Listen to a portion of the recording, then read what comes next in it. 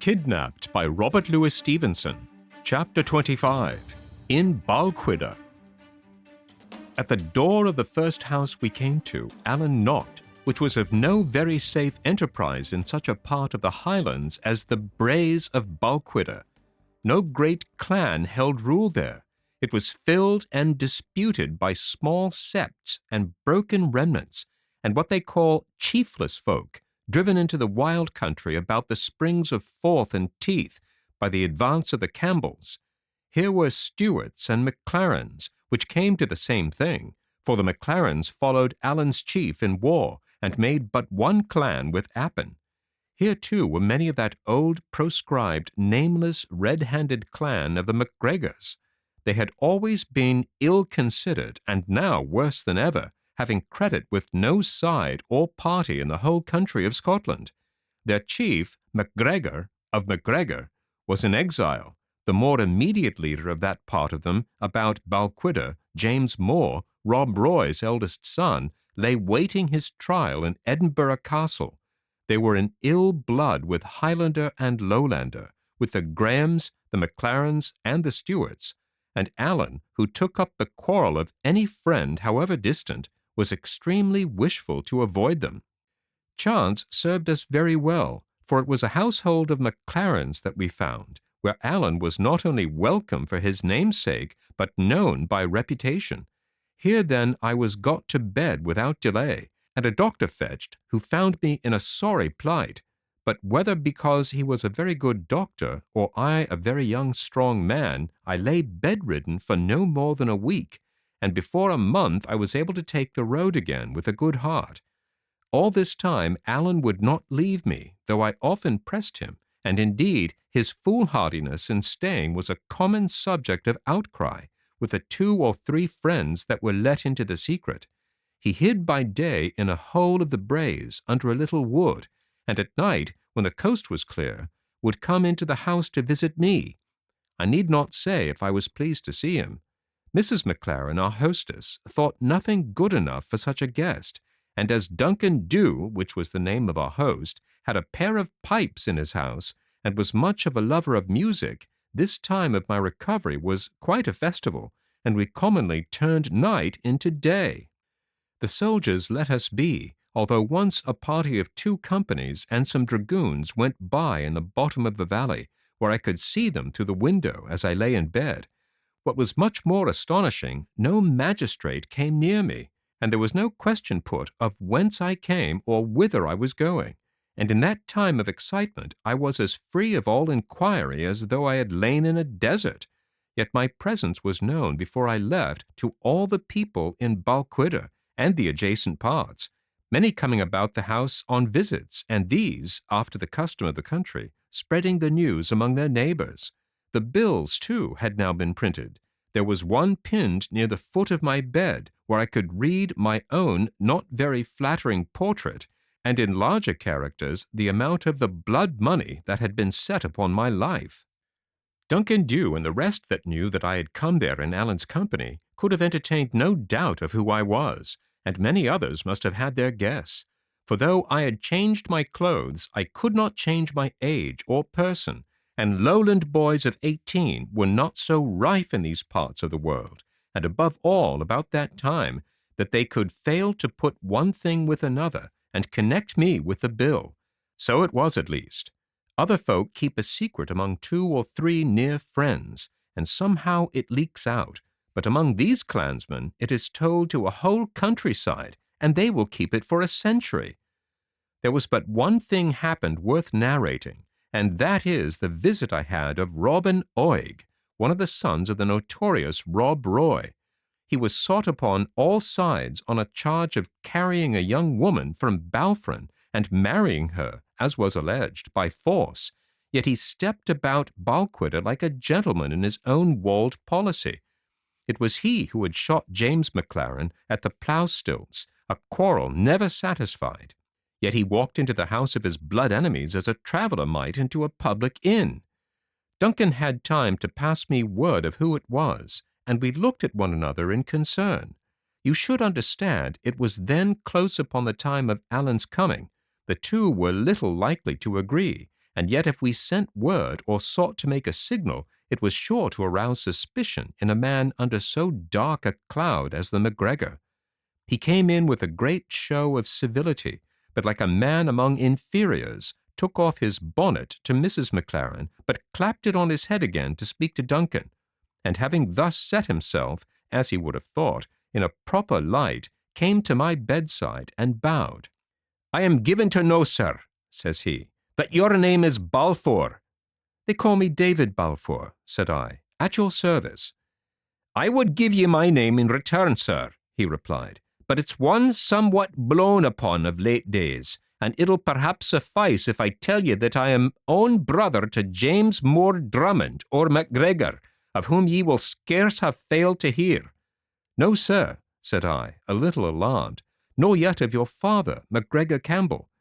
And I sat up and bowed in bed, for I thought best to compliment him, in case he was proud of having had an outlaw to his father. He bowed in return. "But what I'm come to say, sir," he went on, "is this.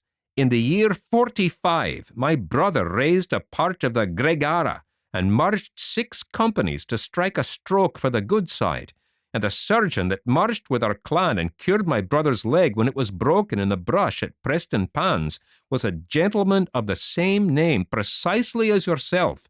He was brother to Balfour of Bath, and if you are in any reasonable degree of nearness one of that gentleman's kin, I have come to put myself and my people at your command." You are to remember that I knew no more of my descent than any cager's dog. My uncle, to be sure, had prated of some of our high connections, but nothing to the present purpose, and there was nothing left me but that bitter disgrace of owning that I could not tell. Robin told me shortly he was sorry he had put himself about, turned his back upon me without a sign of salutation, and as he went towards the door, I could hear him telling Duncan that I was only some kinless loon that didn't know his own father. Angry as I was at these words, and ashamed of my own ignorance, I could scarce keep from smiling that a man who was under the lash of the law, and was indeed hanged some 3 years later, should be so nice as to the descent of his acquaintances. Just in the door he met Alan coming in, and the two drew back and looked at each other like strange dogs. They were neither of them big men, but they seemed fairly to swell out with pride. Each wore a sword, and by a movement of his haunch thrust clear the hilt of it, so that it might be the more readily grasped and the blade drawn. "Mr. Stewart, I'm thinking," says Robin. "Troth, Mr. MacGregor, it's not a name to be ashamed of," answered Alan. "I did not know ye were in my country, sir," says Robin. "It sticks in my mind that I am in the country of my friends, the Maclarens," says Alan. "But that's a kittle point," returned the other. "There may be 2 words to say to that, but I think I will have heard that you were a man of your sword. Unless ye were born deaf, Mr. MacGregor, ye will have heard a good deal more than that," says Alan. "I am not the only man that can draw steel in Appin, and when my kinsman and captain, Ardshield, had a talk with a gentleman of your name not so many years back, I could never hear that the MacGregor had the best of it." "Do ye mean my father, sir?" says Robin. "Well, I wouldna wonder," said Alan.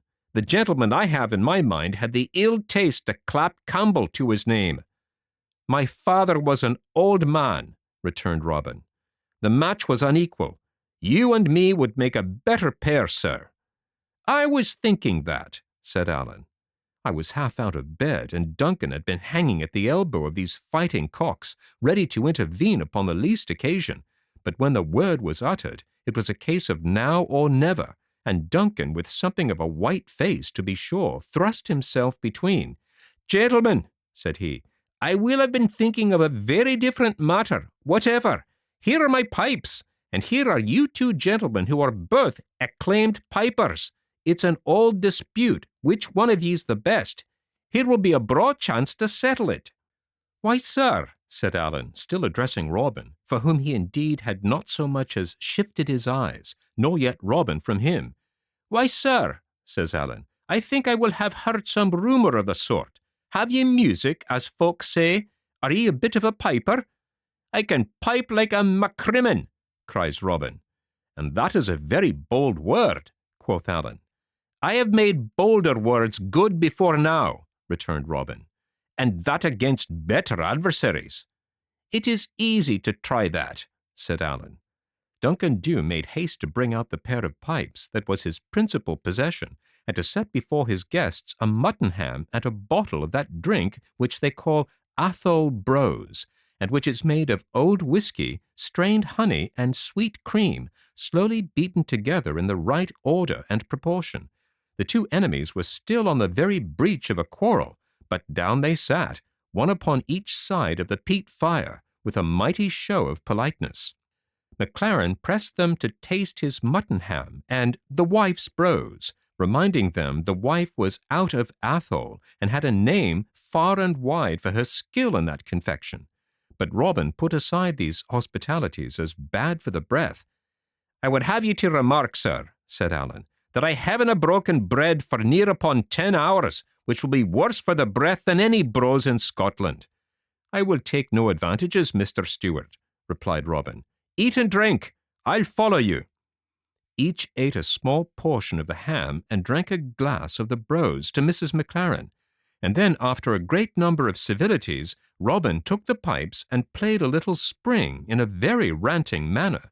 Aye, ye can blow, said Allen, and taking the instrument from his rival, he first played the same spring in a manner identical with Robin's, and then wandered into variations, which, as he went on, he decorated with a perfect flight of grace notes, such as pipers love, and call the warblers.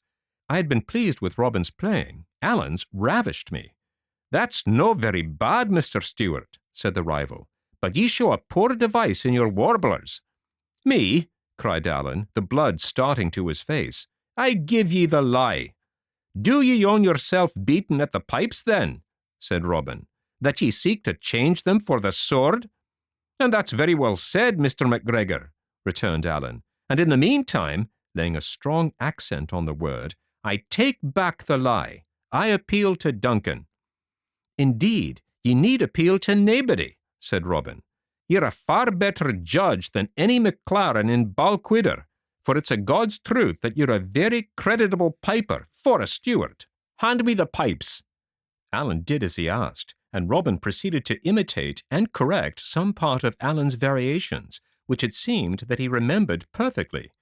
Aye, ye have music, said Allen gloomily.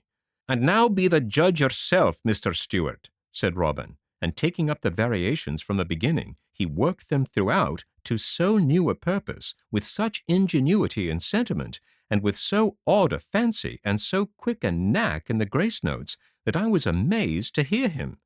As for Allen, his face grew dark and hot, and he sat and gnawed his fingers like a man under some deep affront. Enough, he cried. Ye can blow the pipes. Make the most of that. And he made as if to rise. But Robin only held out his hand as if to ask for silence, and struck into the slow measure of a pibroch. It was a fine piece of music in itself, and nobly played, but it seems, besides, it was a piece peculiar to the Appin Stewarts, and a chief favourite with Allen.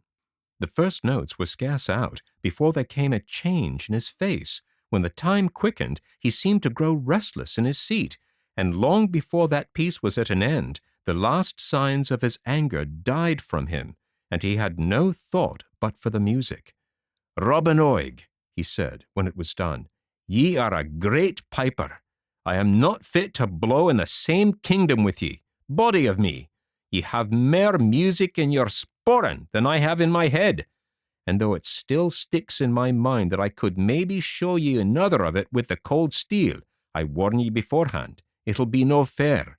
It would go against my heart to haggle a man that can blow the pipes as you can. Thereupon that quarrel was made up. All night long the brose was going, and the pipes changing hands, and the day had come pretty bright, and the three men were none the better for what they had been taking, before Robin as much as thought upon the road.